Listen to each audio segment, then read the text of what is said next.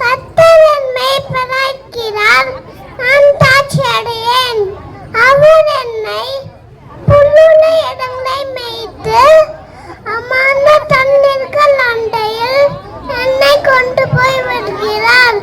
அவர் என் ஆத்துமாவை தேற்றி தம்முடைய நாமத்தின் நிமித்தம் என்னை நீதின் பாதையிலே நடத்துகிறார். நான் மரணயிருளின் பள்ளத்தாக்கிலே நடந்தாலும் பொல்லாப்புக்கு பயப்படேன். தேவரீர் என்னுடைய கூட இருக்கிறேன். உமது கோலும் உமது தையும் என்னை தேற்றும்.